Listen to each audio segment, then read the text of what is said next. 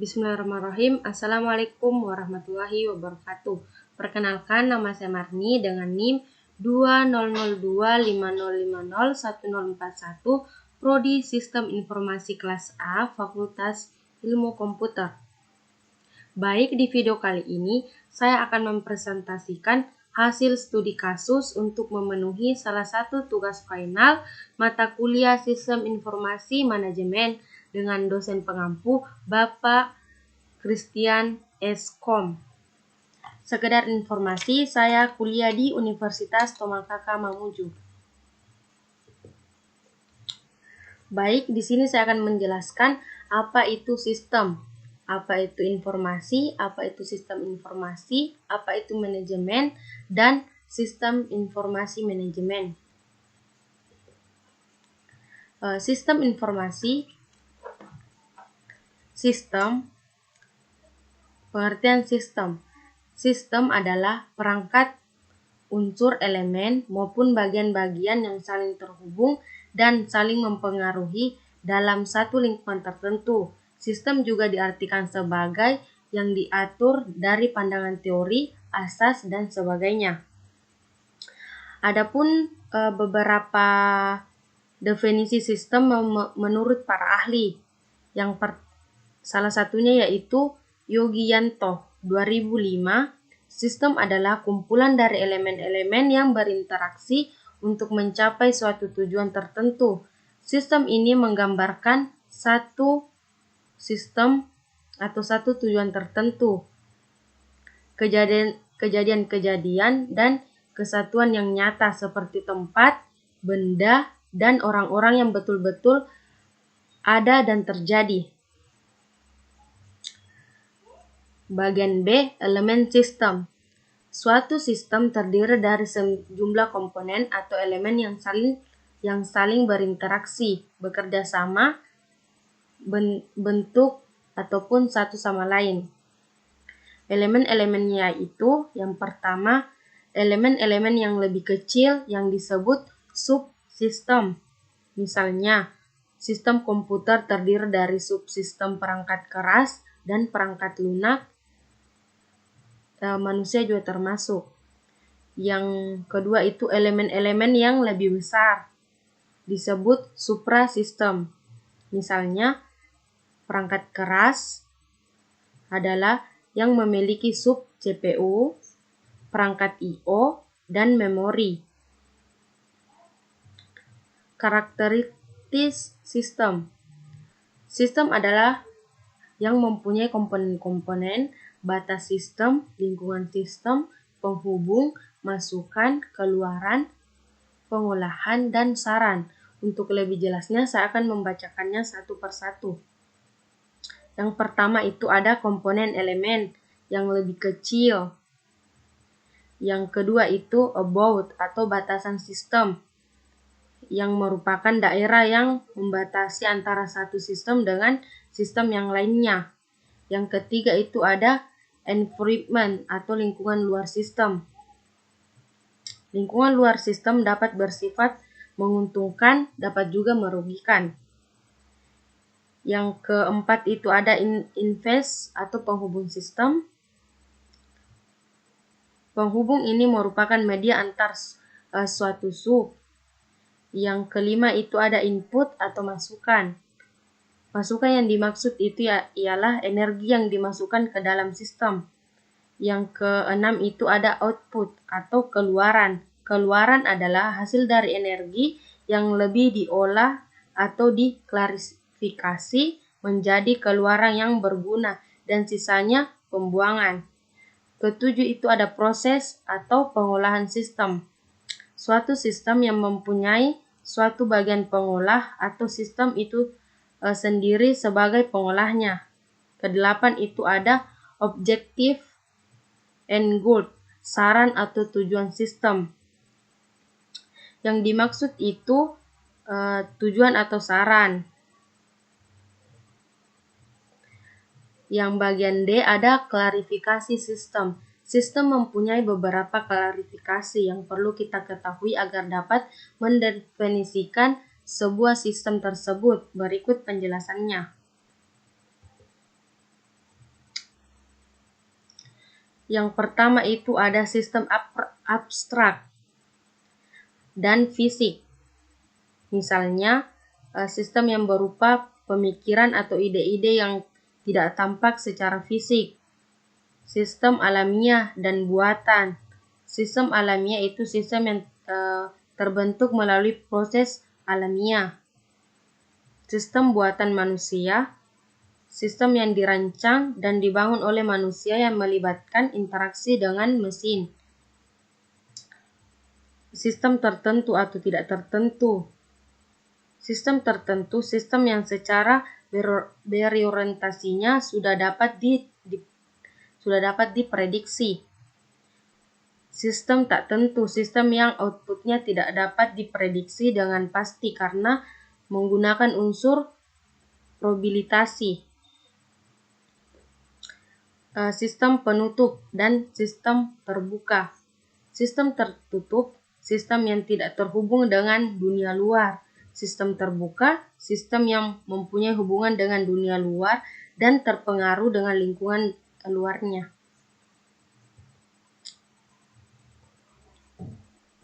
Kedua itu informasi, pengertian informasi. Informasi adalah kumpulan data yang diolah baik bersifat kualitatif maupun kuantitatif dan memiliki arti lebih luas. Informasi juga merupakan hasil dari pemrosesan data menjadi sebuah bentuk yang penting bagi pemakai atau user dan mempunyai nilai, value, serta bermanfaat dalam mengambil keputusan. Adapun bagian B-nya itu siklus informasi. Data merupakan bentuk yang masih mentah, yang belum dapat bercerita banyak sehingga perlu diolah lebih lanjut. Siklus ini maksudnya itu data yang diolah melalui satu model untuk dihasilkan informasi. Data yang diolah melalui suatu model menjadi informasi, kemudian menerima informasi tersebut, membuat suatu keputusan dan melakukan tindakan.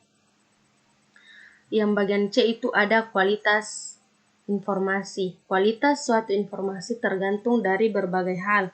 Yang pertama itu ada relevan. Yang kedua itu ada akurat. Ketiga itu tepat waktu. Keempat itu ekonomis. Kelima itu efisien. Keenam itu dapat dipercaya. Ketiga, sistem informasi. Pengertian sistem informasi adalah sebuah sistem formal, sosioteknikal, orientasi sosial yang dapat dirancang untuk mengumpulkan, memproses, menyimpan, dan mendistribusikan informasi. Berikut ini ada definisi-definisi tentang sistem informasi.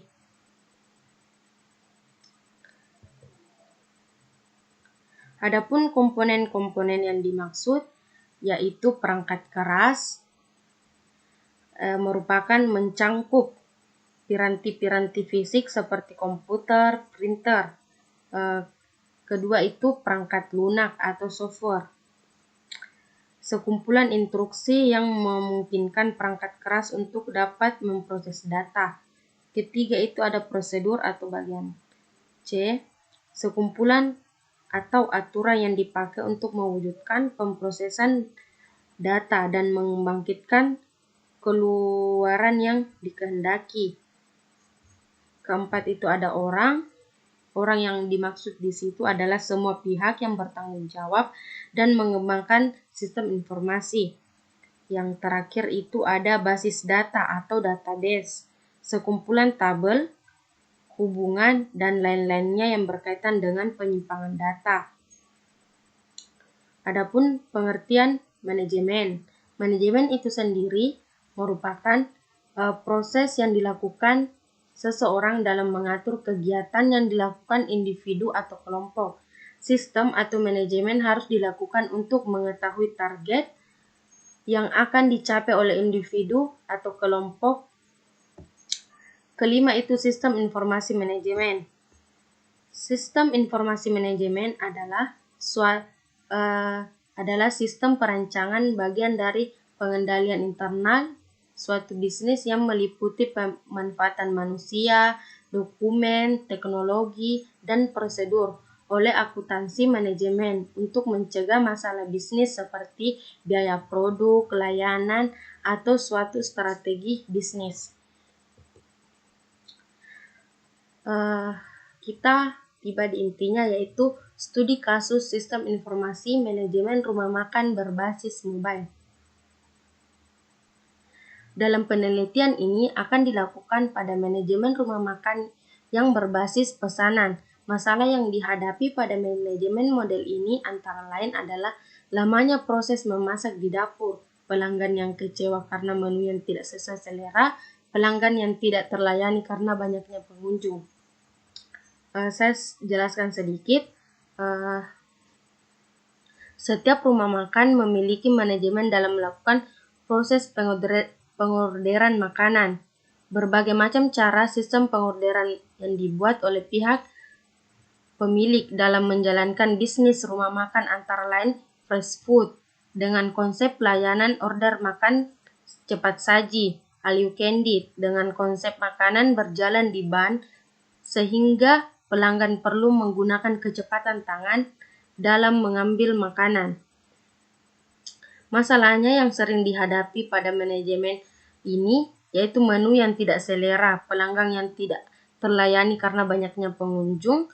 Pada studi kasus tersebut akan merancang sistem yang terdiri atas aplikasi desktop dan aplikasi mobile. Dengan menggunakan aplikasi mobile, pesan pelanggan yang dipesan oleh pelayan akan segera diketahui di bagian dapur.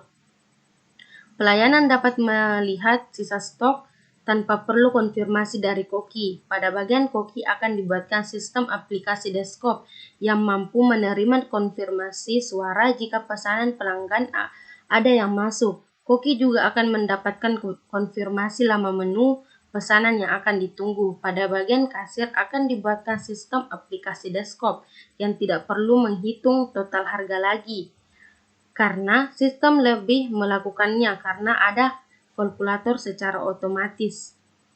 Sebagai tujuan yang dilakukan aplikasi program berbasis mobile agar dapat tercapainya keinginan untuk menanggulangi kesulitan ini. Dengan adanya aplikasi mobile ini, maka sistem dapat membuat antarmuka yang mampu menampilkan data dan melakukan proses request data ke server yang kemudian direspon dari server. Ketika terjadi order stop, menu langsung dikurangi. Hal ini bertujuan agar ketersediaan menu tetap terjaga. Untuk membuat informasi update, perlu dilakukan refresh beberapa detik. Pada bagian koki, order menu dapat melakukan pengelompokan menu sehingga mengurangi waktu proses masak. Timbul pertanyaan, apakah sistem mampu mengirim dan menerima informasi ke dalam server yang menerapkan sistem jaringan komputer dengan berbasis mobile? Dengan sistem ini, penyediaan makanan dapat diketahui secara real-time atau secara cepat. Selain itu, pesanan makanan yang berlangsung dapat dikelompokkan supaya koki dapat memasak dengan cepat atau efisien sehingga menghemat waktu. Sistem dapat mengolah tagihan atau bil. Sistem mampu mengolah informasi dalam bentuk laporan pendataan, laporan stok, dan laporan stok kosong. Android adalah sebuah sistem operasi yang untuk perangkat mobile berbasis Linux yang mencakup sistem operasi, middleware, dan aplikasi. Android menyediakan platform yang terbuka bagi para pengembang untuk menciptakan aplikasi mereka. Yang kedua itu skema library. Android mempunyai skema library dari sebuah activity. Apabila sebuah activity dipanggil, maka kode yang berada di dalam method onCare akan dideteksi seperti ini. Ini contohnya ya. Selanjutnya, suatu method lain yang cukup penting untuk diimplementasikan yaitu onPause. seperti yang ada di layar on pause, yang akan dipanggil apabila aktiviti lain yang dijalankan menggantikan aktiviti tersebut. Pada bagian ini harus menyimpan data-data per sistem yang mungkin diperlukan saat aktiviti tersebut dijalankan lagi. Misalnya untuk aplikasi email, perlu menyimpan data email yang sedang diketikkan sebagai draft email. Aktiviti yang di pause ini tidak langsung di desktop karena ada kemungkinan pengguna akan kembali ke aktiviti ini misalnya dengan menekan tombol back dari aktiviti yang baru dijalankan atau karena event lain. Namun, jika pengguna tidak pernah kembali lagi ke aktiviti tersebut, sistem operasi Android bisa sewaktu-waktu story aktiviti tersebut, misalnya apabila aplikasi lain yang membutuhkan memori tambahan atau membutuhkan resource lain untuk digunakan. Seperti itu. Adapun struktur jaringan sistem yaitu perancangan jaringan sistem dengan menggunakan access point. Saya jelaskan perancangan jaringan sistem dengan menggunakan access point. Adapun order makanan dengan menggunakan aplikasi mobile dengan sistem operasi Android. Menu yang dipesan dulu oleh pelayan akan menggunakan mobile. Pelayan akan memilih meja yang kosong untuk pelanggan baru, sedangkan pelayanan melakukan order menu yang dipesan akan masuk ke dalam server. Koki akan menerima pesanan, sedangkan kasir akan menerima menu pesanan yang akan masuk ke server yang telah terisi dan disertai dengan total biaya di setiap meja. Pengambilan data pada koki dan kasir yang telah terkoneksi oleh ODBC ke server. Pada saat ini, pesan masih dalam status pesan. Setelah menu sudah siap dimasak atau dibuat, koki akan memilih menu yang sudah siap dimasak. Dengan demikian, status pesan menu menjadi sudah siap. Pelayan akan menerima informasi menu yang telah siap. Kemudian menu yang sudah siap akan diantar oleh pelayan. Menu yang telah sampai di pelanggan tersebut akan memilih layanan sehingga status siap menjadi status diterima. Pelanggan yang telah selesai makan akan meminta bil. Kasir akan melakukan pengecekan bil, dengan demikian status meja menjadi kosong. Proses ini akan berulang terus-menerus hingga pelanggan berikutnya. Seperti contoh pada struktur jaringan sistem informasi manajemen rumah makan berbasis mobile ini. Adapun kesimpulan dan saran dari hasil ini, maka ditarik kesimpulan sebagai berikut. Yang pertama itu untuk membuat informasi update memerlukan waktu real time itu selama 1 detik untuk merefresh. Kedua yaitu ketika terjadi order stok menu, maka langsung dikurangi. Ketiga itu terjadinya tabrak order meja pada saat pelayanan melakukan pengorderan. Keempat, sistem aplikasi mobile dapat melakukan proses request data ke server, kemudian dapat direspon oleh server. Kelima itu sistem aplikasi mobile dapat membuat antarmuka yang mampu menampilkan data sistem ini. Yang terakhir itu pada bagian koki, order menu dapat melakukan pengelompokan menu sehingga mengurangi waktu proses memasak. Saran untuk meningkatkan kinerja dan kemampuan dari sistem ini, maka dalam pengolahan stok perlu adanya penambahan perhitungan dengan menambahkan stok bahan baku sehingga sistem dapat memprediksi stok yang tersisa tanpa harus mengubah stok secara manual. Mungkin itu tadi penjelasan sedikit dari saya. Jika ada kesalahan mohon dimaafkan. Wassalamualaikum warahmatullahi wabarakatuh.